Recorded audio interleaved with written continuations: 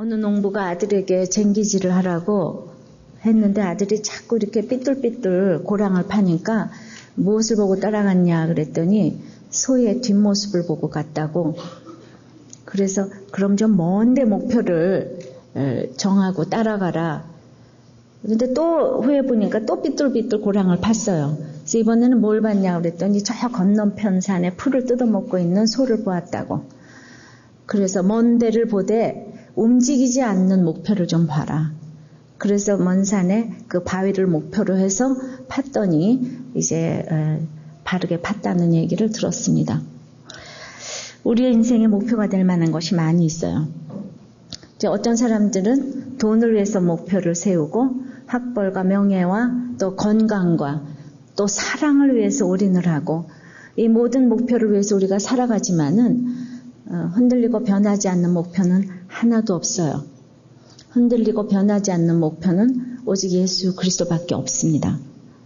이제 변화산의 영광을 본 제자들이 이제 이것을 보게 됐어요. 오직 예수 외에는 아무것도 보이지 아니하더라. 그래서 우리가 바라보아야 할 예수 그리스도가 이제 오늘 어떤 분이라고 마태가 기록하고 있는지 저희들이 보기를 원합니다. 첫째, 높은 산으로 올라가시는 예수님을 우리는 바라봐야 됩니다. 다 같이 한번 따라해 보실까요? 높은 산으로 올라가시는 예수님.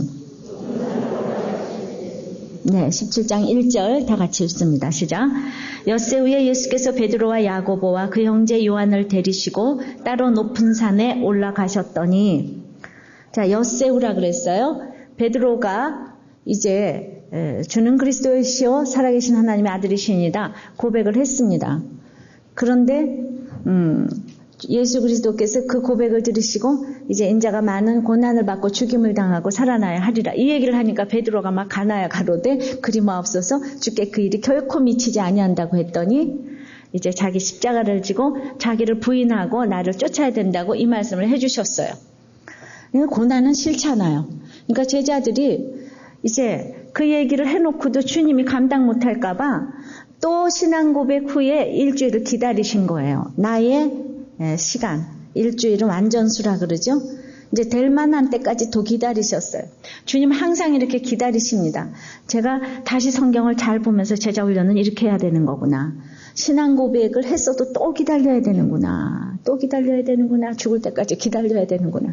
엿새 후에 이제 예수께서 그 12제자 베드로가 뭐라고 했어도 그 베드로를 또 골라내시고 3명 야고보 요한을 데리시고 따로 높은 산에 올라가셨어요. 그래서 또 높은 훈련을 시키기 위해서 높은 산에 데리고 올라가셨어요. 우리의 훈련은 끝이 없습니다. 저는 이제 이걸 보면서 제자가 맨날 다른 소리 해도 끊임없이 반복적으로 말씀을 주시고 그렇게 훈련시켜 가시는 사람들은 제자들이구나. 제자들. 큰 고난이 없어도 그냥 예수님하고 같이 다니는 게 고난이에요, 제자들은. 근데 문둥병자, 귀신 들린 자, 무슨 손 마른 자, 열병 들린 자, 이 모든 사람들, 세리, 창기, 세리 마태는 제자가 됐지만은 창기, 이런 사람들 엄청난 고난 속에서 엄청난 신앙 고백이 있는 것 같은데 제자는 어디로 갔는지 다 없어졌어요. 제자는 누가 되는가 하면 이렇게 예수님 말씀 옆에 열심히 붙어있는 사람들. 고난이 없어도 그냥 예수님하고 옆에 있는 게 고난인 사람들. 그래도 떠나지 않고 있는 사람들. 이런 사람들을 주님은 제자 만들으셔서 수많은 사람들 인도에 가십니다. 우리들 교회는 고난 많아서 온 사람들 참 많지만은 우리들 교회에 온 게 고난인 사람이 또 있어요. 그래서 우리들 교회에 훈련받고 목장하고 그냥 그런 게 고난인 사람이 있는데 이번 주일에 그런 분이 글을 한번 올려주셨는데 뭐라고 그랬는가 하면 자기 눈에 띄는 외모와 직업과 온유하게 보이면서도 또 야망도 있고 게다가 잘 믿는 집안에 이 남편과 결혼한 집사님이 이제 글을 올려주셨어요.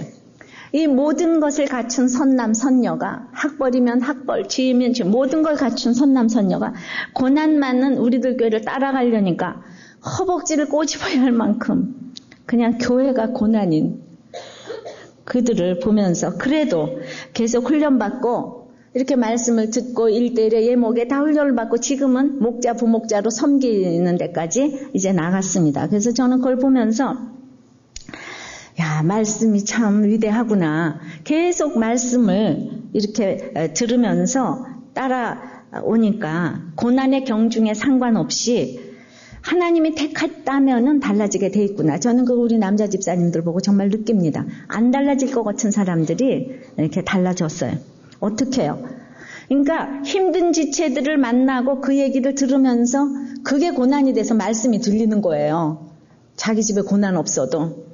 근데 우리 인생의 목적은 이제 영혼 구원과 제자 훈련이기 때문에 저는 그것이 최고의 훈련이라고 생각합니다. 그래서 이제 3명을 골라냈어요. 특별히 3명을 골라서 높은 산에 더 힘든 훈련을 시키려고 높은 산에 데리고 올라가셨는데 2절입니다. 시작. 저의 앞에서 변형되사 그 얼굴이 해같이 빛나며 옷이 빛과 같이 휘어졌더라. 자, 인생의 목적이 뭐라고요? 거룩이라고 했어요. 그런데 이 세 제자 앞에서 변형이 되셨어요. 해같이 빛나고 옷이 빛과 같이 휘어졌어요. 이건 거룩한 거 의미합니다. 막 변화됐다 그러니까 3층 천에 그냥 어마어마한 환상과 신비와 그냥 뭐 금으로 둘러싸인 이렇게 생각하시면 안 돼요. 예수님은 이 땅에 정말 그 생명으로 티끌과 같이 낮아져서 이 땅에 오셨어요. 무음하게 순결하게 이 땅에 오셨어요. 그런데 그 순결하신 거하고 이제 거룩한 거하고는 차원이 다른 얘기예요. 순결과 거룩 중에서는 거룩이 엄청나게 높은 레벨인 거 여러분들이 아셔야 됩니다. 이제 우리는 거룩한 사람은 죄가 없는 사람이 아니에요. 죄에 직면했을 때 거부한 사람을 거룩하다고 얘기를 합니다. 근데 인생은 100% 죄인이거든요. 그러니까 죄인이 날마다 죄에 직면했을 때 거룩해 하게 되는 이 모든 시험을 예수님은 다 받으셨어요. 순결하지만은 한결같이 시험을 받은 자로되 죄는 없으시다고. 아들이시라도 고난을 받아서 순종을 배웠다고. 그래서 이 모든 시험에 합격하셨어요. 그래서 드디어 이제 십자가에 달려 돌아가시기 직전에 완전한 거룩을 보이신 거예요, 지금. 그러니까 사람으로서는 할 수 없는 적용을 하신 거예요. 우리 인간으로서는 100% 죄인인 인간으로서는 따라갈 수 없는 완전한 정말 그 신앙 인격, 완전한 인성으로서 육체가 이제 성육신해서 이 땅에 오셔서 인간으로서 할 수 있는 최선의 그 모습을 보이시고 지금 성공하시는 모습을 보여주신 거예요. 어렵습니까? 이게 굉장히 변형되신. 그러니까 이렇게 빛났다는 것은 신앙 고백이 없는 사람은 또 알아먹을 수가 없는 거예요. 주님의 변형을 알을 수가 없어요.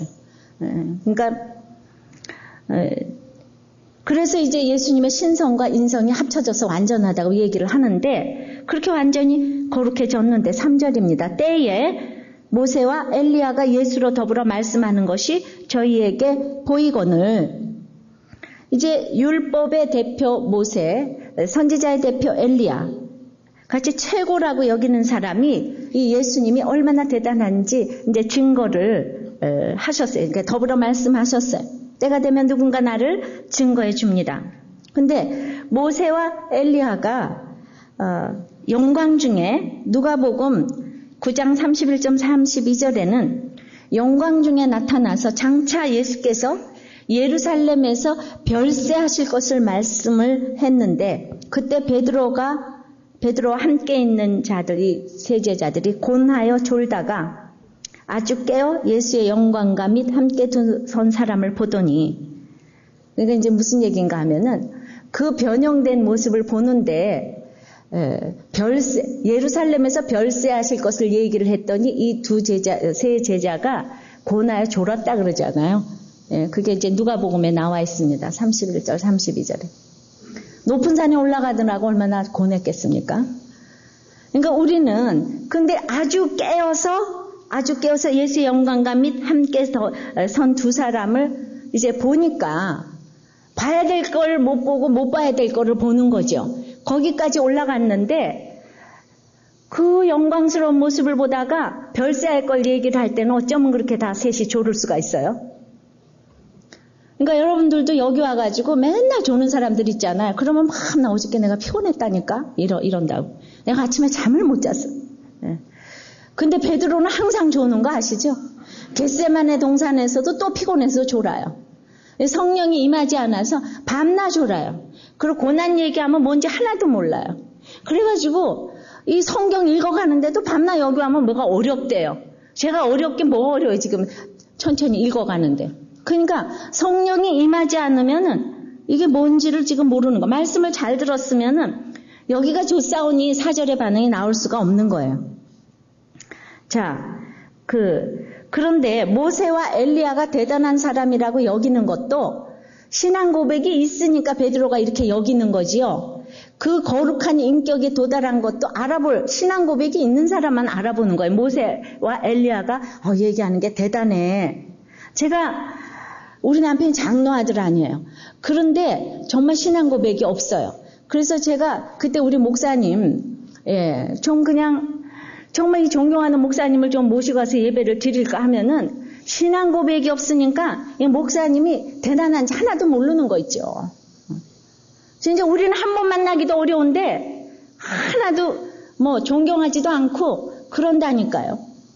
그래서 그 남편의 구원을, 그 성실한 남편의 구원을 위해서 그렇게 애를 썼는데, 그 다음에 이제 우리 남편 가고, 그 다음엔 아들 시대가 도래해가지고, 제가 중학교 때인데, 제가 이제 코스타에 강사니까 제가 유명한 목사님들도 많이 알고, 우리 아들 한번 만나줬으면 좋겠다고. 그런데 또 우리 아들이 목사님이 대단한지를 하나도 모르더라고요. 그게 나하고 뭔 상관 있어? 그러니까 모세하고 엘리야가 대단한 것도 이게 신앙 고백이 있어야 한다니까요. 그냥 아무나 보세요. 우리나라 지금 대통령한테 가서 모세가 엘리야가 어떤 유명한 목사님이 그거 대단한지 하나도 모른다니까요. 그래서 이거 아는 것도 사실 대단한 거예요.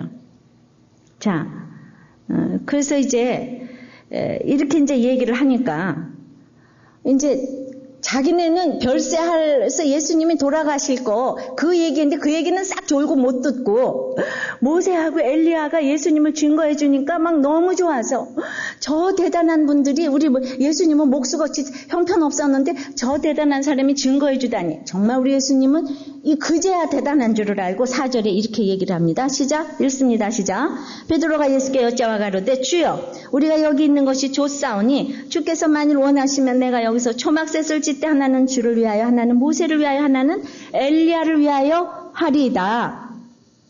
예수님과 모세와 엘리야는 동일 선상이 아닌데 지금 이제 그 사람들하고 교제하면 지금 얼마나 좋겠습니까? 지금 예수님은 이런 엄청난 거룩한 완전한 인격에 도달해서 이제는 이제 이 세상 사람들을 위해서 십자가에서 죽고자 하는 거예요. 이제는 별세하실 것을 말씀했다 그랬잖아요. 그 영광된 변화산에서 나는 이제 죽겠다. 너희를 위해서 죽겠다.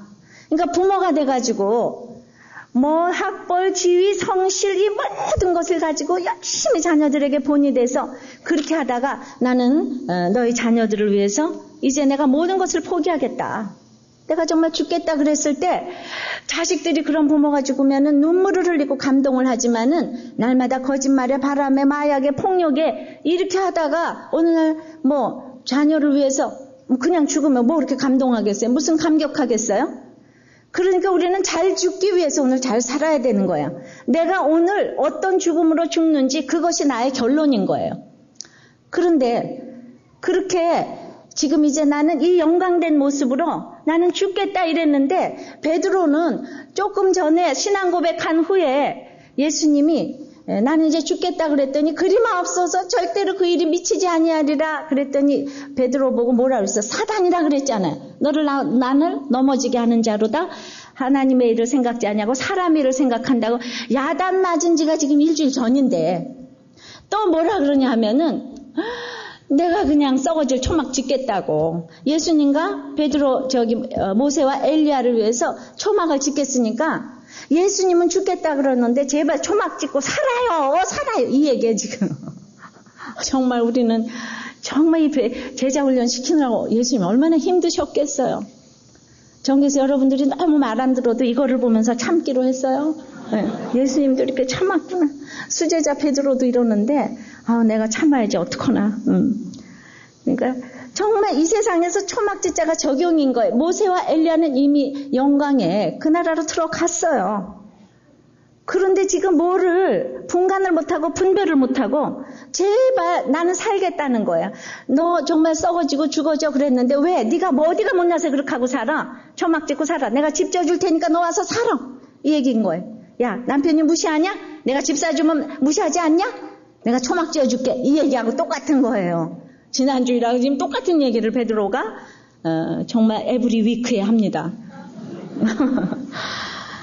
죽지 말라는 거예요.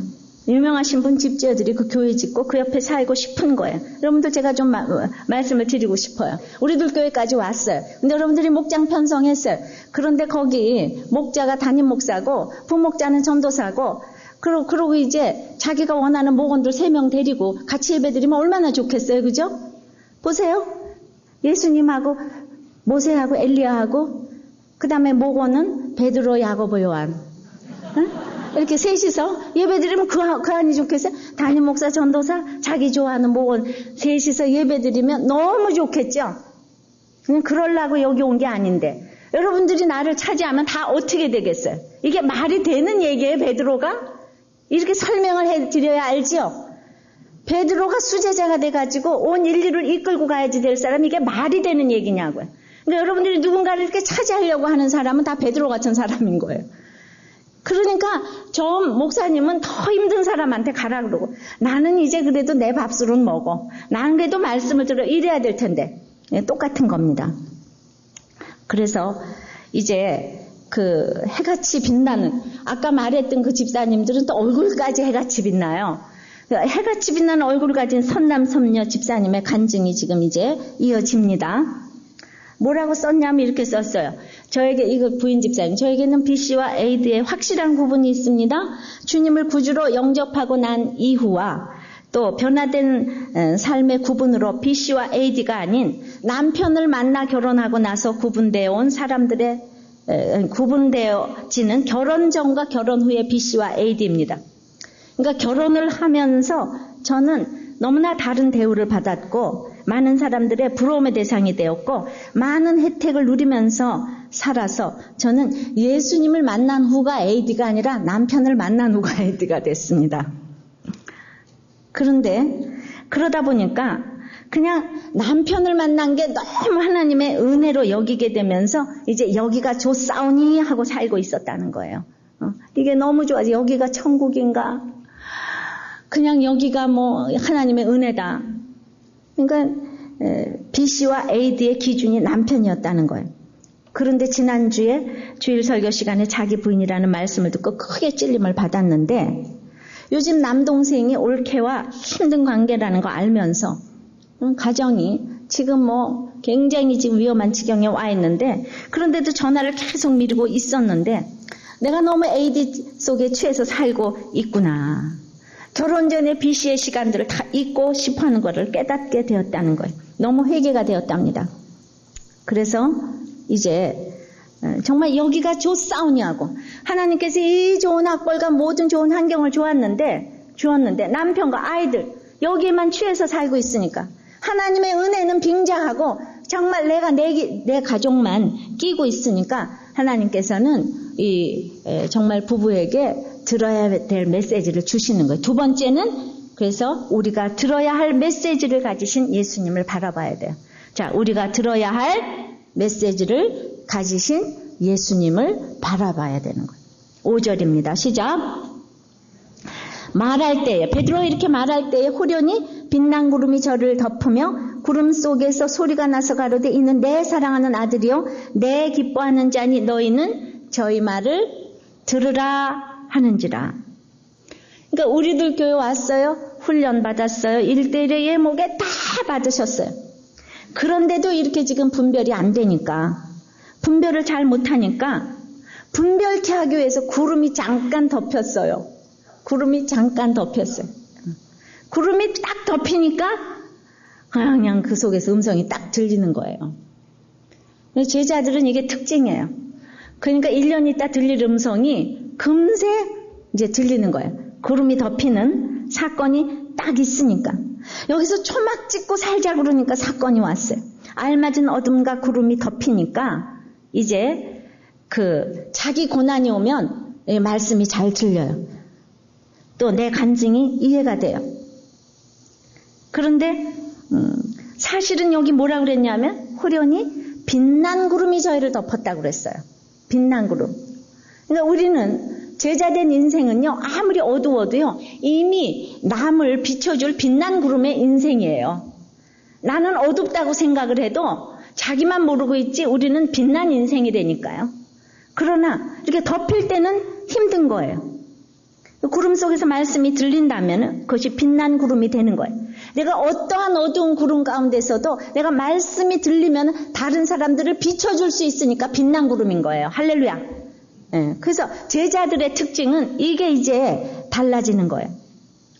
그런데 주님이 뭐라 그러냐 하면, 하나님이 주님을 뭐라 그러냐면, 내 사랑하는 아들이요, 내 기뻐하는 자라, 이렇게 말씀을 해주시는 거예요. 이제 내가 누구를 기뻐해야지 되는지, 누구를 사랑해야지 되는지 대상을 가르쳐 주시는 거예요.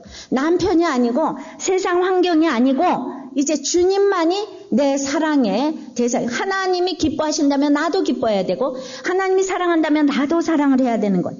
그래서 여러분들의 구름 가운데서 이제는 메시지를 듣고 여러분들 자체가 그 사건 자체가 빛난 구름으로 바뀌게 될 줄 믿습니다. 이제 빛이 되어주는 구름이 될 줄을 믿습니다. 자, 어떤 구름이 와서 덮었는가? 이 집사님의 남편이 지난주 이제 목자 모임을 하고 돌아와서 오픈할 것이 있다고 그랬어요. 지난 주일의 설교가 자기 부인이었어요.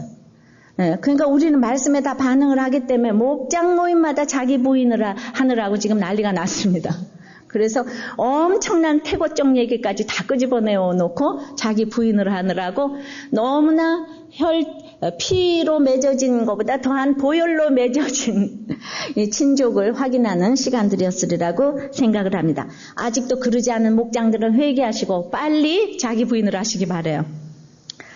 그런데 그 자기 부인에 관한 나눔을 하면서 남편 표정이 심상치가 않아서 가슴이 요동을 쳤는데, 지난 결혼 생활 동안 그 룸사롱하고 뭐 이런 안마 시술소에서 여자들과 관계를 가진 적이 있다고 고백을 했다는 거예요.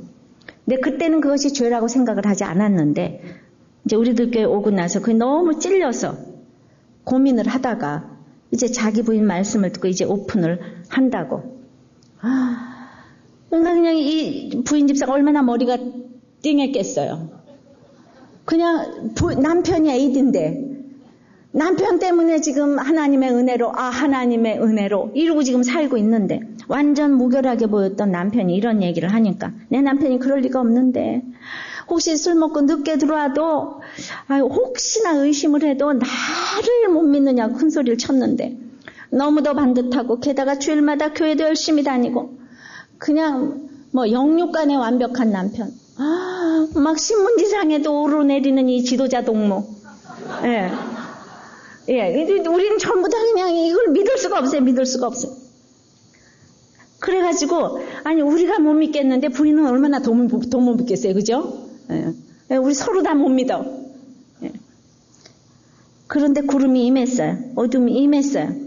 믿을 수가 없었지만은 이제 뭐가 달라지는가 하면, 그동안 제자 양육을 받으면서 말씀이 많이 임했잖아요. 우리들 교회 그 특유의 얘기 있잖아요. 남편이 바람을 펴도 내 죄가 뭔가, 이거를 내가 이 사건이 나한테 왜 왔나, 내가 뭐를 깨달아야 되는가, 그 습관적으로 그게 나오더라는 거예요. 내가 우리 남편도 딱 그 사형 선고를 딱 받았는데 내가 해야지 될 것이 뭔가, 왜 이런 일이 왔나, 그렇게 생각을 하게 해주는 것이 호랑이에 물려도 이제 잡혀가도 정말 그 솟아날 구멍이 있다. 그래서 교회에서 뭐 말 틀리게 했어요? 하여튼 그런 줄 알아요. 예. 모르겠네 내가. 자, 우리들 교회에서 양육받았던 것을 떠올리면서 이 사건이 왜 나에게 온 것일까? 여기서 나의 어떤 죄를 봐야 할까 생각했대요. 분하고 기가 막혀 있는 가운데 가장 떠올랐던 것이, 그래도 그래도 생각할 수밖에 없는 건 내가 하나님보다 남편을 더 믿고 의지했다는 것이 생각났습니다. 우리들 교회에서 사람은 믿음의 대상이 아니다라는 말을 듣고 내가 남편을 하나님 자리에 놓고 있다는 것을 알고 있으면서도 그러면서도 우리는 한 성령으로 말이 통해 이래가면서 자꾸 넘어갔던 것이 생각났습니다. 그래서 주님이 주신 사건이구나를 깨달았지만 그래도 남편이 용서가 되지 않았습니다. 그러다 문득 제가 생각났습니다. 그리고 남편과 결혼 전에 관계를 가졌던 것이 생각났습니다. 결혼할 사람과 결혼 전에 관계를 갖는 것을 죄라고 생각지 않았던 나입니다. 그냥 엄마만 속이면 된다고 생각을 했는데 그런 나와 같은 생각이었던 남편이라면 결혼 후에도 사회가 눈 감아주는 분위기 속에서 그런 일을 죄라고 생각하지 않고 했었겠구나 하는 생각이 들면서 이것이 내 삶의 결론이란 생각이 들었습니다. 그러면서 믿음에 의지하지 않고 남편의 성실하게 보이는 행위에 의지했기 때문에 로마서 9장 32절 그래서 부딪힐 돌에 부딪힌 것을 알았습니다. 그래서 산돌이신 예수님이 오면 내가 다 부서지는 것. 내가 하나님께 열심히 있으나 지식을 쫓은 것이 아니라 하나님의 의를 모르고 자기 의를 세우려고 힘써 하나님의 의를 복종치 않은 것임을 알게 되었습니다. 그러고 나니 이 사실을 우리들 교회에 오기 전에 알 수 있었음에도 불구하고 지금 요즘에 로마서 9장 말씀으로 큐티를 한 걸 다 올려주셨어요. 22절 말씀에. 만일 하나님이 그 진노를 보이시고 그 능력을 알게 하고자 하사 멸하기로 준비된 진노의 그릇을 오래 참으심으로 관용하시고 그러니까 우리는 멸하기로 준비된 그릇인데 지금 오래 참으심으로 관용하셨다는 거예요. 그리고 만일 만군의 주께서 우리에게 씨를 남겨두지 아니하셨다면 우리가 소돔과 같이 되고 고모라가 잤음이로다 한과 같으니라 말씀 속에서 저를 기다려주시고 저희 가족의 구원을 위해서 세팅을 하신 하나님의 사랑을 느끼게 되었습니다. 한마디로 이제 이거 미리 알았으면 우리가 진노 가운데 다 멸망했을 텐데 말씀이 읽고 나서 알려줬기 때문에 하나님의 사랑을 깨닫게 됐고 구원을 위한 세팅에 하나님의 사랑에 감사했다는 거예요. 그래서 제자 훈련도 이렇게 주님이 기다려주시는 것처럼 하나님께서 정말 조상의 기도가 있어서 기다리신 후에 이렇게 이걸 터뜨리게 하셨다고 생각을 합니다. 그래서 로마 10장 4절 말씀처럼 그리스도는 모든 믿는 자에게 의를 이루기 위하여 율법의 마침이 되시니라의 말씀이 믿어졌습니다. 그래서 이제 깨달았어요. 내 죄구나, 내 잘못이구나. 그러면서 이제 깨달았지만 6절 읽습니다. 시작. 제자들이 듣고 엎드려 심히 두려워하니 죄 있는 인간은 하나님의 영광 앞에 다 두려워하게 돼 있어요. 그래서 하나님의 뜻대로 사는 사람들을 보면은 그냥 가까이 가고 싶지 않은 사람이 있어요. 간증하는 사람 모두가 고난이 축복이다. 고난 속에서 하나님 만난 거 감사하게 되었다. 이러면서 고난을 잘 받으라 그러니까 너무 싫은 거예요. 그 고난 받기가 싫은 거예요. 그러니까 사람으로서는 상상할 수 없는 그 적용을 하니까 그렇게 적용하기 싫잖아요. 우리 인생은 악하고 음란하다고 그랬어요. 이 세대는. 악하고 음란하게 대충 쾌락적으로 대충 타협하면서 살고 싶은데 너무 거룩한 사람을 따라가려니까 너무 싫은 거예요. 그러니까 이렇게 적용을 했지만은 이 집사님도 이제 너무 이제 두려워지기 시작했어요. 너무 이렇게 살기 싫은데 내가 망가지는 거 싫은데 그래서 이렇게 저희 죄를 보고 남편에 대한 마음이 정리가 되고 났는데 그 다음 걱정이 일어난 거예요. 가만. 남편이 목자 모임에서 오픈을 했다고 그랬는데 그럼 누구 알지? 두려워지기 시작했어요. 남편의 오픈으로 저희 얘기가 회자화될 것이 두려웠습니다. 당장 부부 목장에 가서 남편이 이 주제를 오픈을 할 것이 걱정이 되고 또 수요 예배에 가서 사람들 얼굴 보는 것이 두려워졌습니다.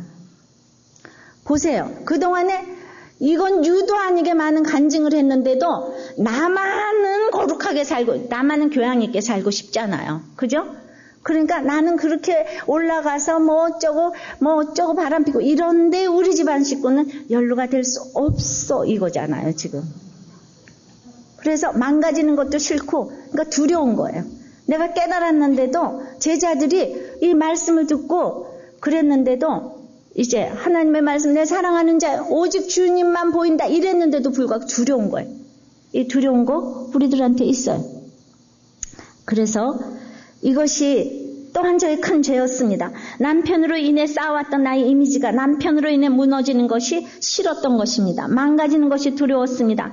남편을 기준으로 한 B씨와 에디가 얼마나 허망한 것인지, 내가 그동안 하나님을 믿으며 낮아졌다고 하면서 얼마나 오만했었는지를 알게 되니 힘이 쭉 빠지는 것 같았습니다. 결국 저의 음란의 죄와 남편을 하나님 자리에 올려놓고 있었던 죄, 다른 사람 앞에서 나의 실체를 보이기 싫어하며 인정받으려고 했던 죄, 이것을 깨닫게 해주시려고 주신 사건이었습니다. 그래서 남편이 수고한 사건이었습니다. 하지만 이렇게 깨달으면서도 수요 예배 끝나고 집으로 돌아오는 길에 남편이 벗어놓고 들어간 신발을 보고는 제 구두 뒷굽으로 꽉 눌러버리고 모른 척 들어왔습니다. 싫어! 이러면서 막 밟았어요. 그래도 밟아야지 어떻게 해요, 그죠? 네. 일주일 만인데, 그죠? 아직도 이렇게 업다운이 있는 저입니다. 자, 거룩하게 산다는 것은 구별되게 사는 것이고, 그러니까 이 사건은 지금 보세요. 제자훈련 받았기 때문에 빛난 구름이 됐어요. 그 구름이. 왜냐하면 이렇게 말씀으로 설명을 해서 오픈을 했기 때문에. 우리는 그런 걸 두려워해요. 자, 그러니까 우리는 이런 거 두려워하는 거 다 알아요. 7절 봅니다. 시작. 예수께서 나와 저에게 손을 대시며 가라사대 일어나라. 두려워 말라. 예. 그러니까 두려워하는 것을 정죄치 않으시고 손을 대시면서 일어나라. 두려워 마라. 우리가 다 똑같지. 나는 고난받고 깨달았는데 너는 왜 그러냐? 그러지 않으세요. 두려운 거 인정하고 위로해 주기도 해요. 그렇지만 너는 제자 아니냐. 그러니까 일어나야 돼. 넌 베드로, 야고보, 요한 아니야? 일어나야 돼. 일어나야 돼. 두려워하지 마라. 그래서 많은 훈련으로 들을 준비가 되어 있었기 때문에 이분이 이제 부목자님인데 목자, 또 전임 목자한테 이걸 이제 오픈을 한 거예요. 그랬더니 빨리 큐티 나눔에 올려서 일어나라고 죄를 오픈하라고. 우린 주로 처방을 이렇게 내립니다. 뭐 남편이 부끄럽건 우리가 뭔 상관이 있겠어요, 그죠? 예. 우리는 이렇게 오픈하는데 어떻게 생각하세요? 싫어요? 남편들이 갑자기 썰렁해지시네. 자, 그런데 물론 그렇게 오픈하라고 해서 했겠습니까? 그래도 남편하고 합의를 거쳐서 했겠죠. 그러니까 이게 서로가 다 말씀을 들을 준비가 돼 있기 때문에 그랬는데 저는 여러 가지 핑계를 대었습니다. 그러나 역시 말씀의 위력이 이제 로마서 큐티를 하면서 무엇을 말하느냐? 말씀이 내게 가까워 내 입에 있으면 내 마음에 있다 하였으니 곧 우리가 전하는 믿음의 말씀이라는 말씀과 입으로 시인하라는 로마서 10장 10절 말씀, 마음으로 믿어 의외로 입으로 시인해서 구원에 이른다고 자꾸 말씀이 나오는 거예요. 하나님께 구하는 바는 이스라엘을 위함이니 곧 저희로 구원을 얻게 하려 함이라. 10장 1절.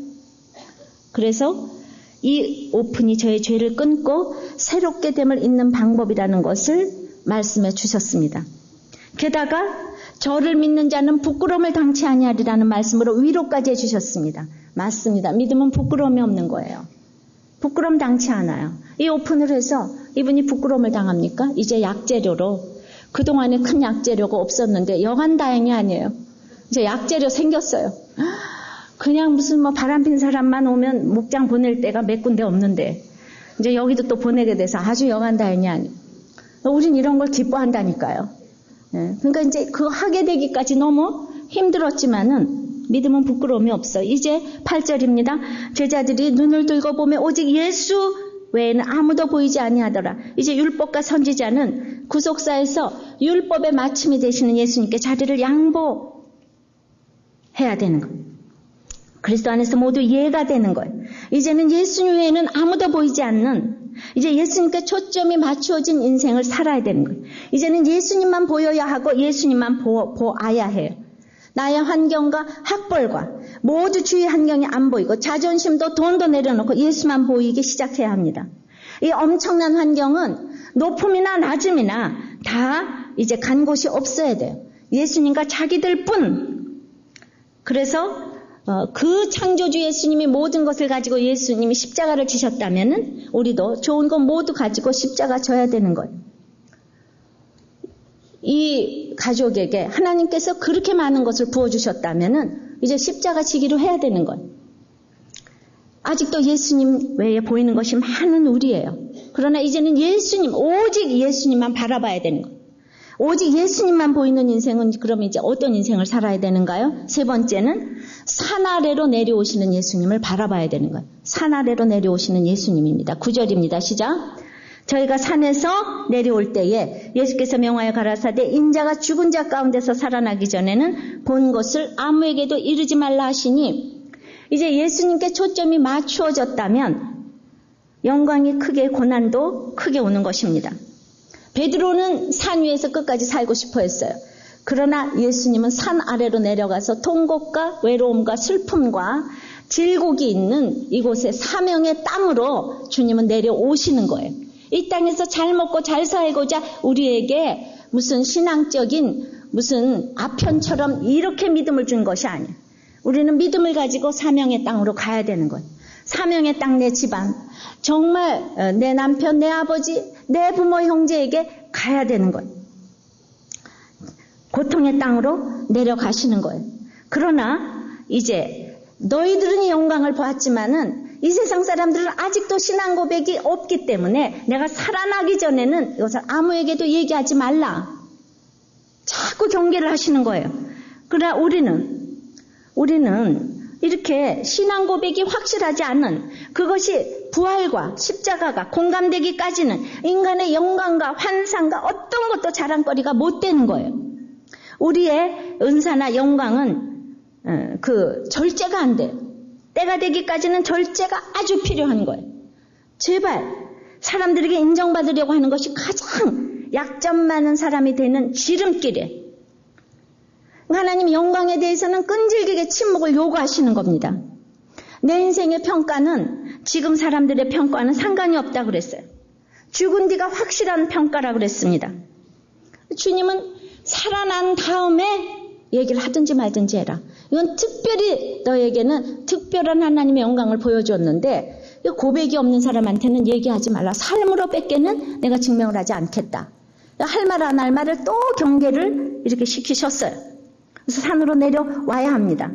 그런데 이제 제자들이 예수님이 이제 메시아인 걸 확실히 알았어요. 근데 뭐라고 묻는가 하면 이럽니다. 10절 시작.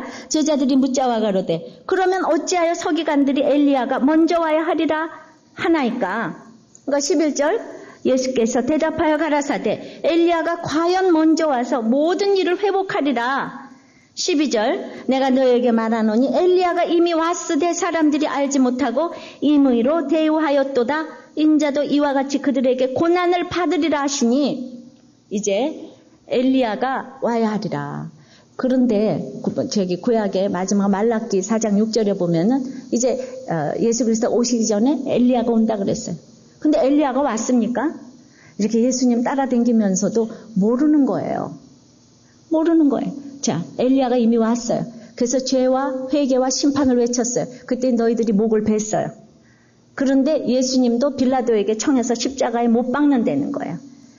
그러니까 내 옆에 회복자가 와서 엘리야가 와서 회복을 시키는데 우리는 너무 죄를 찌르니까 그 사람을 죽이고 너무나 초라해서 무시하는 거예요. 내 옆에 회복자가 오늘 너무 초라한 모습을 하고 있으니까 그것을 받아들이지 못한다는 거예요. 그러니까 이미 오신 그 엘리야가 세례 요한인 줄을 13절에 시작. 그제야 제자들이 예수의 말씀하신 것이 세례 요한인 줄을 이제 깨달았다는 겁니다. 그러니까 제자들은 그래도 말씀을 하시면 모르는 사람은요 이렇게 말하면 깨달아요. 깨닫는데 사두개인 바리새인들은 아예 깨닫지를 못하잖아요. 그래서 제자들은 이렇게 몰라도 그냥 붙어있고 그냥 자다가도 큐티해야 되는데 자다가도 1대1 숙제해야 되는데 하나도 하지도 않으면서 밤낮 그런 사람은 소망이 있다는 거예요. 그러니까 우리는 그 여자들은 고난이 많아서 어떤 신앙 고백이 확실해 보여요. 근데 남자 목자들이 지지나 같아요. 밤낮 뭘 못해요. 그러는데도 불구하고 우리들 교회 일은 다 남자들이 해가는 거 어떻게 생각하세요? 그러니까 붙어만 있으면은 이렇게 그제야 깨달으면은 나중에 십자가 지고 가는 분들이 제자들인 거예요. 아셨습니까? 그래서 이 제자 훈련이 너무 중요하고 말씀 옆에 붙어 있다는 것이 너무 중요한 것인 줄을 제가 알았습니다. 그래서 이 부인이 그렇게 썼어요. 정말 하나님의 사랑 속에서 이제 조금 원리라는 것을 깨닫고 공동체임을 알게 되었다고. 이것이 정말 저의 자기 부인이었다고. 정말 힘들었을 자기 부인을 해주셨습니다. 저는 받은 것이 많은 만큼 슬픔과 통곡과 혼돈의 세상으로 내려와서 사명을 감당해야 된다고 생각을 합니다. 이번에도 또 같은 맥락으로 어떤 부인이 글을 올려주셨어요. 23년 전에 남편의 유학 시절에 남편이 나를 전도를 했는데 이제 남편은 교회를 그렇게 열심히 오면서도 말씀이 들리지 않아 말이 통하지 않으면 안타깝게 짝이 없다고 그랬어요. 너무나 성실하고 유능하고 자녀 사랑하고 인간미가 넘치는 모범적인 가장인 남편을 두 아들은 존경한대. 근데 믿음에서만큼은 본보기가 아닌데도 아들들은 그것마저 닮고자 한다는 거예요. 근데 부인이 오늘 그렇게 자기는 여기서 여기가 좋사오니 너무 남편이 잘해주고 다 그래 여기가 좋사오냐 하고 가족밖에 모르겠지만 그러나 종일 내 손을 벌려서 정말 구원을 위해서 기도한 바울처럼 나도 우리 가족의 구원을 위해서 오늘도 암투병증인 병상의 지체를 찾아가고 고난의 삶이 해석되어지지 않아 죽을 것 같은 사람들을 향해 복음을 가지고 달려가는 그 아름다운 발이 되게 하신 하나님을 사랑한다. 그게 길이에요. 또 어떤 분은 정말 일생 동안 아버지께서 속을 그렇게 새겨주시고 두 집 살림을 하고 또 아이도 많이 낳고 양쪽 집에 아이들이 많고 그렇지만은 이 아버지는 자기가 죄인인 것을 알고 암투병 중에 영접하시고 가셨는데 평생을 피해자로 사셨던 어머니는 복음을 거부하고 돌아가셨다는 거예요. 그러니까 인생은 자기가 죄인인 걸 모르는 사람은 아무것도 할 수가 없어요. 그래서 미움은 살인죄라 그랬잖아요. 그건 자기가 죄를 몰라요. 피해당하고 살았다고 생각해서 죄인 걸 몰라요. 알코올 중독자, 마약 중독자는 돌아올 수가 있는데 죄인인 걸 알아가지고. 우리는 자기 죄를 보지 못하는 사람은 누구에게도 안식이 되지 못해요. 이런 사람은 상담도 해줄 수가 없어요. 모든 것이 흔들리지만 오직 예수님만 바라보는 사람은 자기 죄를 보는 거예요. 그 주님만을 보는 사람은 성공하는 사람이에요. 이 성공을 가지고 힘든 곳을 찾아가서 사명을 감당하시기를 바랍니다. 이제 말씀을 맺습니다. 높은 산에 올라가셔서 우리는 훈련을 시키시는 예수님을 바라봐야 돼요. 여기가 좋사오니 하고 있으면 하나님은 나를 사랑하셔서 구름으로 우리가 들어야 될 어둠의 사건을 잠시 주십니다. 베드로는 산 위에서 살고 싶어 했지만은 예수님은 죽기 위해서 산 아래로 내려가서 사명을 감당하세요. 인생의 목적이 거룩인데 거룩하면 세상과 나는 간 곳이 없어야 하는데도 아직 여기가 좋사오니가 너무나도 많아요. 그래서 우리에게 허락하시는 그 구름은 이제 빛난 구름이기 때문에 이 집사님처럼 어떤 사건도 말씀이 있으면 우리에게 금세 약재료로 빛난 구름으로 여러분들을 비춰주시는 거예요. 할렐루야. 부끄러운 사건이 어디 있겠습니까? 이제 변화산의 영광을 보고 우리는 오직 예수님만 바라는 인생이 되어서 이제는 정말 골고다로 내려와야지 돼. 아직도 유명한 사람이 보이고 돈이 보이고 명예가 보이고 학벌이 보이고 자존심이 보이고 쾌락이 보이고 인정받는 것에 그냥 우리가 목을 메고 있는 거예요.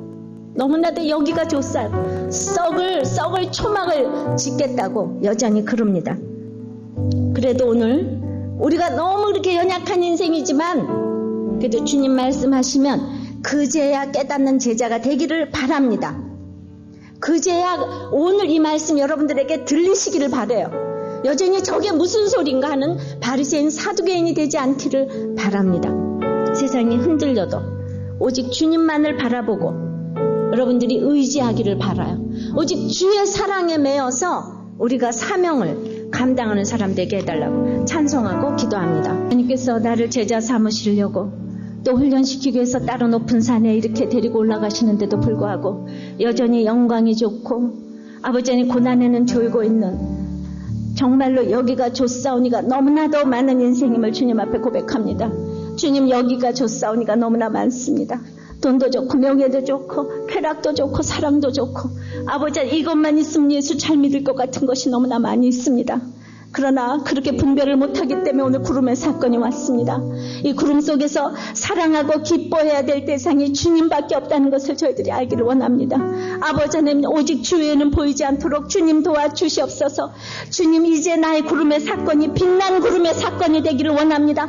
모든 사람들에게 빛을 비춰주는 나의 사건이 약재화되기를 원합니다. 이제는 그것을 가지고 산 아래 사명의 땅으로 내려와서 외로움과 슬픔과 혼돈과 아버지 하나님 괴로움과 있는 그 사명의 땅으로 내려와서 내가 죽기를 원합니다.